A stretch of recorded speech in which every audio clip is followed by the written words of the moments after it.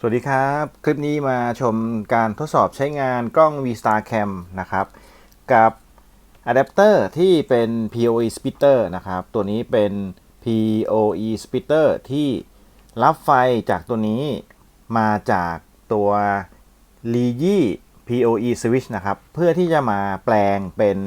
ไฟออกแบบนี้นะครับปกติกล้อง V-Star Cam ตัวนี้รุ่นนี้เป็น CS68X5 นะครับซูมได้นะเขายังไม่รองรับการจ่าย power ที่เป็น PoE นะครับเราสามารถที่จะเอาอะแดปเตอร์ตัวนี้ซึ่งเป็นตัวอะแดปเตอร์ที่แปลงนะครับแปลงไฟจากแลนตัวนี้ไฟมาพร้อมแลนนะครับฝั่งนี้ออกมาเป็น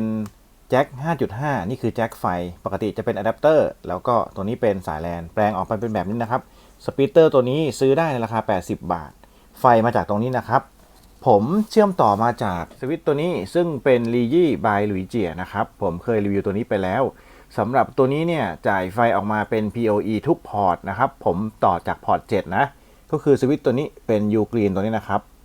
ออกมาตามสายดำที่เห็นตัวนี้สายดำนะครับแล้วก็ออกมาเป็นพอร์ตฝั่งนี้ตัวนี้เป็นสายดำสายถักนะครับ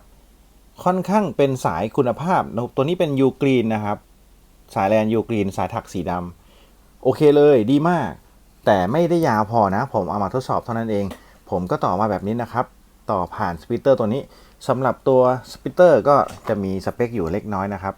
ตัวนี้สามารถรองรับได้50 โวลต์นะครับก็เขาเขียนว่า48 โวลต์แต่จริงๆจะกี่โวลต์ก็ได้ตัวสวิตช์ลียี่เมื่อสักครู่จ่ายมาที่24 โวลต์นะครับแล้วเขามารับที่ปลายทาง24 โวลต์แปลงมาเป็นเอาต์พุตที่12 โวลต์1 ถึง 2 แอมป์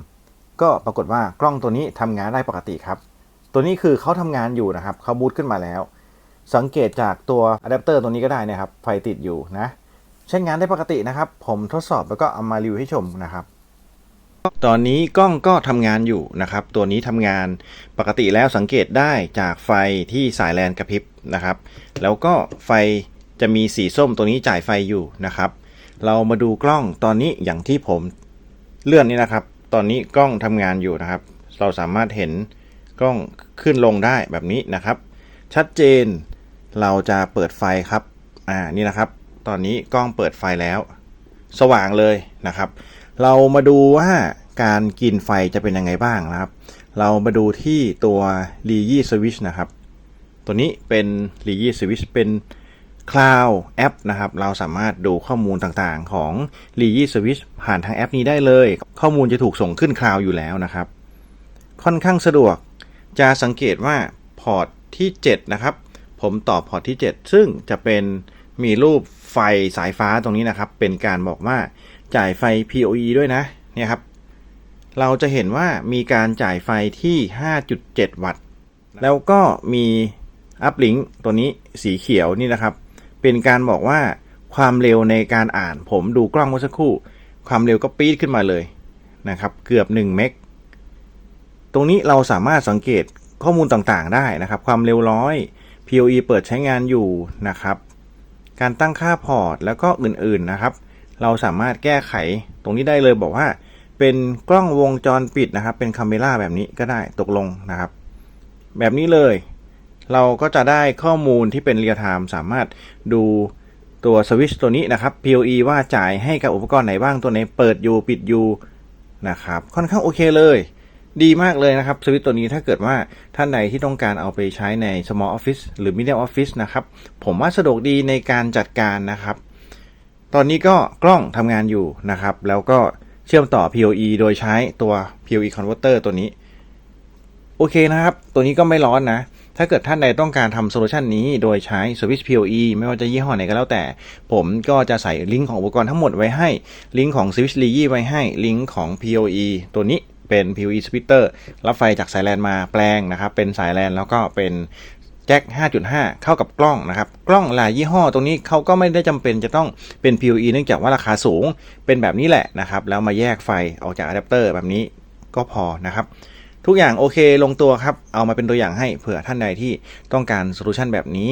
เดินแลนอย่างเดียวไม่ต้องเดินไฟซึ่งข้อดีของ PoE คือถ้าเกิดกล้องค้างกล้องมีปัญหาเราสามารถถอดแลนเป็นการตัดไฟในตัวนะครับไม่ต้องปีนขึ้นไปรีเซ็ตกล้องนะก็ค่อนข้างโอเคนะครับถ้าท่านใดมีคำถามสำหรับการใช้งานแอป ของลียี่ตัวนี้ลียี่บายหรือเจียตัวนี้นะครับก็คอมเมนต์ไว้ได้เดี๋ยวผมจะมาตอบให้ตอนนี้ผมก็กำลังทดสอบอุปกรณ์อีกตัวหนึ่งอยู่นะครับก็หวังว่าน่าจะได้ประโยชน์กับทุกท่านนะครับตอนนี้ก็ใช้งานกล้อง